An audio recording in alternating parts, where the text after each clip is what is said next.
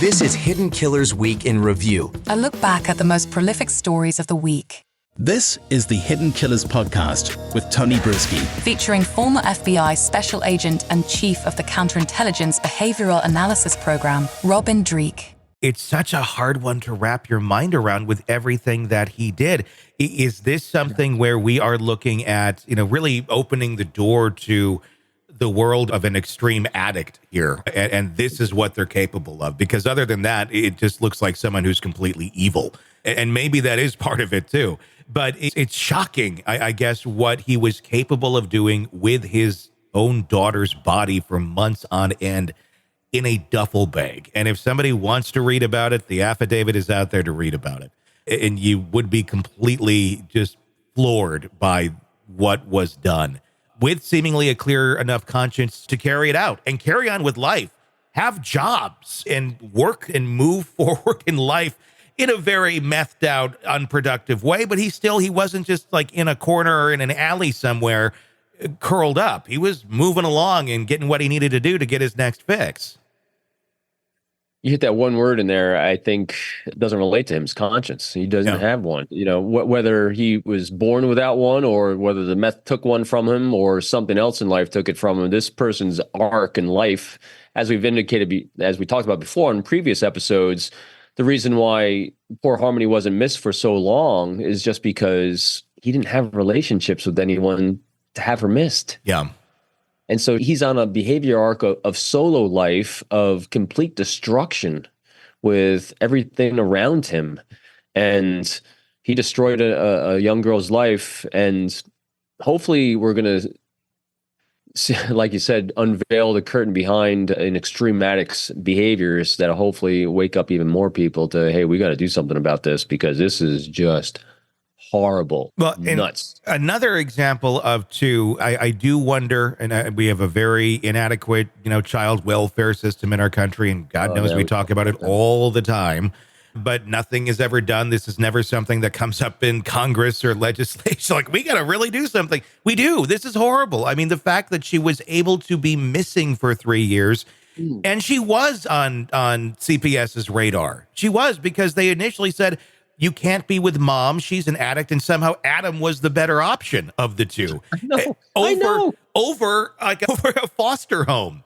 So I don't know if he was, really, he presented himself in a certain way at that moment in time. And it's like, well, let's hope he stays that way, because that appears to be what it was. And there was no follow up afterwards to like, where is he? Where is she? The only one that had any sort of thing on their radar was CPS, but it took 3 years for anyone to go, hey, we haven't seen anything on this in quite a while. It's a whole other thing of how our system allows these sort of things to happen. And this is just one that we caught.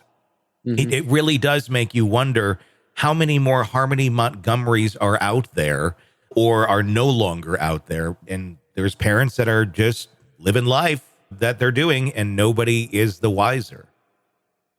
100%. And no, it's such a dark behavior arc we're talking about here too, because some of the cases we've also covered in the past, when we start dealing with serial sex offenders, serial rapists, even serial killers, who do they victimize? Who do these serial rapists, because I've covered these cases on other shows as well and on TV, the thing that bothers me most is, and we saw the potentially beginnings of it right here, and this is where the system fails, is that we start creating situations where child trafficking takes effect.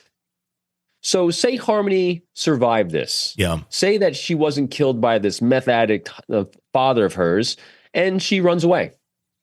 What then? Yeah. Is there a system that will protect her? No. She then goes to a place and then she starts getting trapped because she gets validation from somewhere. Because this is how that industry works. They prey upon the vulnerable that are created by monsters like this, and then they become victims to other monsters, and that perpetuates this whole life arc. So the thing that drives me nuts about why we don't, as a society, pursue people like this and pursue serial killers more, and not serial killer, but serial rapists more. There's this one case, I can't remember the guy's name.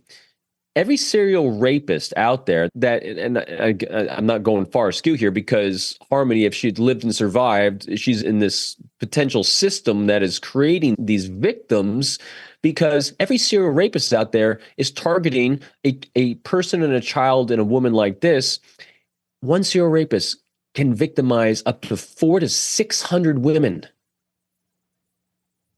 And how many? I mean, the spidering effects out of that. And so, and it all starts with a case like this. It all starts with an instance where the system has failed a child like this. And so 100%, I don't know the fix to that system, but boy, does it need to be fixed bad. Yeah. And the fact that we continue to ignore it is, I think, one of the scariest things. And that can take us down other roads too. And well, who's using this system? Who's participating in this system? And the scary part is we have found in so many cases, a lot of people in high power seem to participate in some of these things. And it makes you wonder, is there a reason why we are not taking the close look that we need to into this system to get it under wraps? Because it seems like it's doable. We just choose not to as a society, or those who are in power, I should say, are the ones who are choosing not to go down those roads.